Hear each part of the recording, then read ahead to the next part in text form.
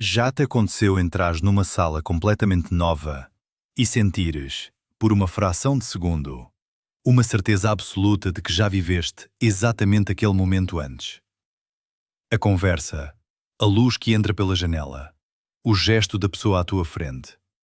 Tudo parece já ter acontecido, palavra por palavra, ainda que saibas racionalmente que é impossível.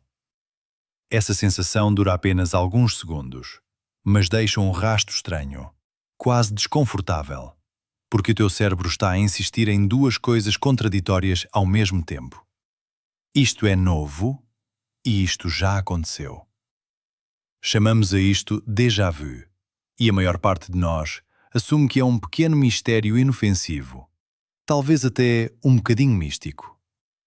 O que talvez não saibas é que mais de 100 anos depois de os cientistas começarem a levar este fenómeno a sério, ainda não existe uma explicação única e definitiva para o que realmente acontece dentro da tua cabeça naquele momento exato. Vamos começar pela escala deste fenômeno, porque ela é maior do que a maioria das pessoas imagina. Estudos de várias universidades ao longo das últimas décadas estimam que entre 60% e 80% das pessoas já experimentaram déjà vu pelo menos uma vez na vida, o que o torna uma das experiências neurológicas mais comuns que existem.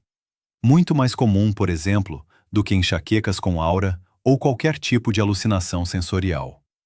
E, no entanto, ao contrário de quase todos os outros fenômenos igualmente comuns do corpo humano, este continua sem uma explicação mecanicista completa e amplamente aceite.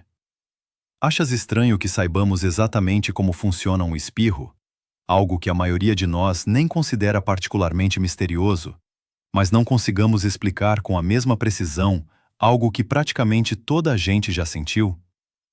Para perceber por que é que isto ainda intriga tanto os cientistas, precisamos de recuar até onde a história começa a ficar registrada. O termo déjà vu, que significa literalmente já visto em francês, foi utilizado pela primeira vez de forma escrita pelo filósofo francês Émile Boirac, numa carta publicada na revista científica Revue Philosophique, em 1876. Nessa época, o fenómeno estava intimamente ligado a círculos de investigação psíquica e espiritualismo, um movimento intelectual bastante popular no final do século XIX, que tentava estudar cientificamente fenómenos como telepatia, reencarnação e comunicação com os mortos. O déjà vu encaixava-se perfeitamente nesse contexto. Parecia sugerir memórias de vidas passadas ou percepções extrasensoriais de algum tipo. Esta associação inicial teve um custo alto. Durante décadas, cientistas sérios evitaram estudar o déjà vu, precisamente porque ele estava contaminado, aos olhos da comunidade académica, por associações com pseudociência e ocultismo. Um fenômeno neurológico genuíno ficou perigosamente perto de ser permanentemente ignorado pela ciência séria, simplesmente por ter tido o azar de nascer historicamente na companhia errada. Só a partir de meados do século XX, quando a neurologia clínica começou a documentar casos concretos ligados à epilepsia, é que o fenômeno conseguiu finalmente escapar do domínio do espiritualismo e entrar no domínio da investigação médica rigorosa. Ainda assim, mesmo dentro da neurociência moderna, o déjà vu continuou durante muito tempo a ser tratado como um tema menor, quase uma curiosidade lateral, em vez de um objeto de estudo central. Talvez seja irônico que um dos fenômenos mais universalmente experienciados pela mente humana tenha demorado tanto tempo a ser levado a sério, precisamente por parecer bom demais ou estranho demais para ser verdadeiramente científico. A primeira pista realmente sólida sobre o mecanismo por trás do déjà vu veio, de forma algo perturbadora, de dentro do cérebro de pacientes com epilepsia. O neurocirurgião canadiano Wilder Penfield, a trabalhar no Instituto Neurológico de Montreal durante as décadas de 1940 e 50, realizava cirurgias em pacientes com epilepsia grave enquanto estes permaneciam conscientes, estimulando eletricamente diferentes zonas do cérebro exposto para mapear com precisão quais as áreas responsáveis por quais funções. Quando estimulava especificamente o lobo temporal, alguns pacientes relatavam, de forma espontânea e imediata, sensações extremamente parecidas com déjà vu. Uma certeza súbita e completa de que aquele momento específico já tinha sido vivido antes. Esta descoberta consolidou uma ligação forte entre o déjà vu e o lobo temporal, e, sobretudo, com o hipocampo, a estrutura cerebral mais associada à formação e recuperação de memórias. Faz sentido, certo? Uma zona da memória com um pequeno curto-circuito, e o cérebro confunde um momento novo com um momento antigo. Esta explicação, elegante e intuitiva, dominou o pensamento científico durante décadas, até que investigações mais recentes complicaram bastante esta história aparentemente simples. Vamos parar por um momento e considerar a escala temporal desta investigação científica. Mais de 140 anos separam a primeira menção escrita ao termo déjà vu e o dia de hoje. Ao longo desse tempo, a neurociência avançou o suficiente para mapear genomas inteiros, construir próteses cerebrais capazes de devolver movimento a pessoas paralisadas e observar neurônios individuais a disparar em tempo real através de imagiologia avançada. E, ainda assim, continuamos sem conseguir explicar com certeza absoluta por que é que o teu cérebro, ocasionalmente, decide etiquetar um momento novo como algo já vivido. Não é falta de tentativa nem de tecnologia. É que este fenómeno específico continua a escapar a explicações completas. Isto leva-nos à reviravolta desta história, porque a investigação mais recente aponta numa direção completamente diferente daquela que Penfield sugeria. O psicólogo Akira O'Connor, da Universidade de St. Andrews, na Escócia, conduziu um dos estudos mais influentes sobre este tema, conseguindo induzir em laboratório sensações muito semelhantes ao déjà vu, através de uma técnica engenhosa. Expor os participantes a listas de palavras associadas entre si, como cama, travesseiro, noite, sem nunca mostrar a palavra central óbvia que as ligava, neste caso, sono. Depois, perguntava aos participantes se lembravam de ter visto a palavra sono na lista. Muitos diziam que sim, mesmo sabendo, ao mesmo tempo, que aquilo era impossível. Uma sensação de familiaridade contraditória e conscientemente reconhecida como errada, notavelmente parecida com o déjà vu real. O resultado mais surpreendente veio das imagens de ressonância magnética funcional feitas durante este processo, publicadas por O'Connor e a sua equipa em vários trabalhos ao longo da última década. Em vez de mostrar atividade no hipocampo, como a teoria de Penfield sugeria, as imagens mostravam atividade elevada nas zonas frontais do cérebro, associadas à tomada de decisões e à resolução de conflitos lógicos. Isto sugere algo completamente contraintuitivo. O déjà vu pode não ser um erro da memória em si, mas sim o sinal de que um sistema de verificação de erros de memória está a funcionar corretamente, a detectar uma pequena inconsistência e a assinalá-la, mesmo que não exista de facto nenhuma memória real por trás dela. Deixa isso assentar por um segundo. Aquilo que sempre assumiste ser um pequeno defeito no teu cérebro pode ser, na realidade, prova de que o teu sistema de controle de qualidade da memória está a fazer exatamente aquilo para que foi desenhado. Há também uma peça interessante desta história que envolve crianças e que vale a pena explorar antes de continuarmos. O investigador Chris Mullen, que trabalhou tanto na Universidade de Leeds como mais tarde em França, documentou que o déjà vu é extremamente raro em crianças com menos de 8 ou 9 anos de idade, tornando-se progressivamente mais comum durante a adolescência e o início da idade adulta, com um pico de frequência entre os 15 e os 25 anos e uma diminuição gradual depois disso. Esta janela temporal específica coincide, de forma bastante sugestiva, com o período de maturação do córtex pré-frontal, precisamente a zona que O'Connor associou ao mecanismo de verificação de erros. Se o córtex pré-frontal de uma criança pequena ainda não está suficientemente desenvolvido para executar esta verificação sofisticada, Faz sentido que o déjà vu simplesmente não tenha ainda o equipamento necessário para acontecer. E se essa mesma zona se torna gradualmente mais eficiente com a idade adulta avançada, também faz sentido que o fenômeno se torne menos frequente mais tarde na vida.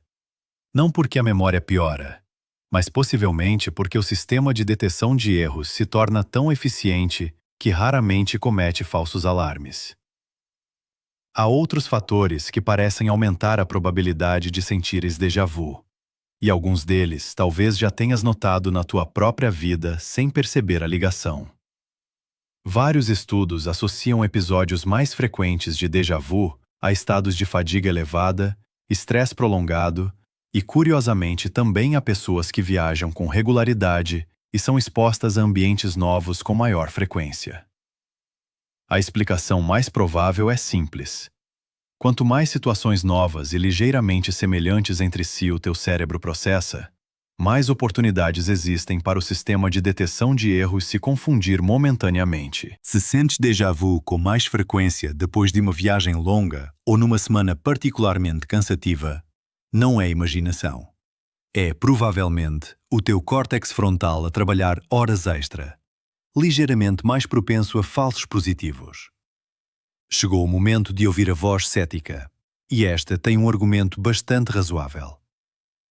Espera lá. Não pode ser simplesmente que estamos numa situação parecida com outra que já vivemos, e o cérebro está só a reconhecer semelhanças reais, sem qualquer mistério nenhum. É uma dúvida legítima, e a psicóloga Anne Cleary, da Universidade Estadual do Colorado, decidiu testá-la diretamente. Usando ambientes de realidade virtual cuidadosamente desenhados, a sua equipa criou cenas com disposições espaciais idênticas. A mesma configuração de móveis, portas e corredores, mas com objetos e temáticas completamente diferentes entre si. Os participantes relatavam sensações de déjà vu significativamente mais frequentes quando confrontados com estas cenas de disposição espacial repetida, mesmo sem reconhecerem conscientemente a semelhança estrutural. Isto confirma parcialmente a intuição cética. Uma parte real do déjà vu parece, de facto, estar ligada ao reconhecimento inconsciente de padrões espaciais familiares, mesmo quando os detalhes conscientes parecem completamente novos. Mas isto não explica tudo. Não explica por que é que essa familiaridade estrutural produz especificamente aquela sensação tão intensa e específica de "eu já vivi isto exatamente", em vez de um simples e vago sentimento de familiaridade. A explicação de Cleary complementa a de O'Connor, mas nenhuma das duas, sozinha, fecha completamente o círculo. Vale também a pena perguntar, com total honestidade científica, se este fenômeno existe fora da espécie humana. A resposta atual é que simplesmente não sabemos. Não existe forma fiável de perguntar a um animal se ele está a sentir que já viveu um momento específico antes. Alguns neurocientistas especulam que outros mamíferos com hipocampo e córtex pré-frontal desenvolvidos poderiam, em teoria, ter experiências internas semelhantes. Mas isto continua a ser, por agora, pura especulação, sem qualquer forma de confirmação experimental. Às vezes, a resposta mais honesta que a ciência tem para dar é simplesmente ainda não sabemos. E isso não é uma fraqueza. É apenas o reconhecimento claro de onde termina o conhecimento atual. Existe ainda um fenómeno irmão do déjà vu que poucas pessoas conhecem pelo nome, mas que quase todos já sentiram. O jamais vu, ou nunca visto. É exatamente o oposto. Olhas para uma palavra que escreveste centenas de vezes, ou para o rosto de alguém que conheces intimamente há anos, e por breves segundos aquilo parece completamente estranho, como se estivesse a vê-lo pela primeira vez na vida. Se o déjà vu é o sistema de detecção de erros a assinalar familiaridade onde não deveria haver nenhuma, o jamais vu pode ser o processo inverso, uma falha temporária em reconhecer familiaridade genuína que deveria estar perfeitamente disponível. Chris Mullin, o mesmo investigador que estudou o déjà vu em crianças, também documentou este fenômeno irmão, e a existência de ambos, em direções opostas, sugere fortemente que existe, algures no teu cérebro, Um mecanismo contínuo de avaliação de familiaridade. Um mecanismo que, na esmagadora maioria do tempo, funciona tão bem que nem sequer reparas nele a trabalhar. Juntando estas peças todas, começa a formar-se um quadro mais completo, ainda que incompleto por natureza. A epilepsia do lobo temporal mostrou-nos que existe uma ligação real entre certas zonas cerebrais e a sensação de déjà vu. As experiências de O'Connor sugerem que a origem pode estar mais ligada a um sistema de verificação de erros nas zonas frontais do que a uma falha direta na memória do hipocampo. Os dados de Chris Mullen sobre a idade mostram uma janela de desenvolvimento que coincide exatamente com a maturação dessas mesmas zonas frontais. E o trabalho de Anne Cleary demonstra que padrões espaciais familiares, mesmo sem reconhecimento consciente, conseguem desencadear o fenômeno em laboratório. Todas estas peças apontam na mesma direção geral, mas nenhuma delas, isoladamente ou em conjunto, nos dá ainda uma teoria completa e definitiva. Isto leva-nos a uma questão mais ampla e, admito, um pouco desconfortável. Vivemos rodeados de tecnologia capaz de sequenciar genomas completos em poucas horas e de mapear a atividade de milhões de neurônios em simultâneo. E ainda assim, uma das experiências mais banais e mais comuns da mente humana continua parcialmente por explicar. Isto não significa que a ciência tenha falhado. Significa apenas que a complexidade do cérebro humano não se rende facilmente, mesmo às perguntas mais simples e mais frequentemente feitas. Há algo estranhamente humilde nisto. Talvez precisemos de aceitar que comum e bem compreendido não são de todo sinônimos.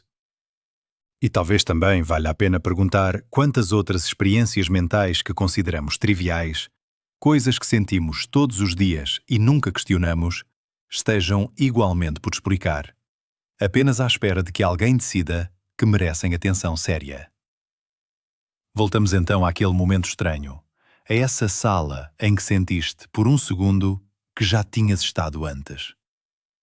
Aquilo que aconteceu no teu cérebro nesse instante pode ter sido o teu córtex frontal a assinalar um pequeno conflito lógico, um alarme de verificação de memória disparado sem uma causa real para disparar. Pode ter sido o reconhecimento inconsciente de uma disposição espacial que já encontraste noutro lugar, com outros objetos, outras pessoas, outro contexto completamente distinto. Ou pode ser uma combinação de fatores que ainda ninguém identificou por completo, escondida a algures na interação complexa entre estas zonas cerebrais que continuamos a mapear, ano após ano, sem chegar a uma resposta final. Tu já viveste este mistério dezenas de vezes, provavelmente sem lhe dares grande importância. E talvez a parte mais honesta desta história seja esta. Continuas a viver, regularmente, uma das perguntas mais antigas e mais mal resolvidas de toda a neurociência moderna. E o teu cérebro nunca te pediu licença para isso.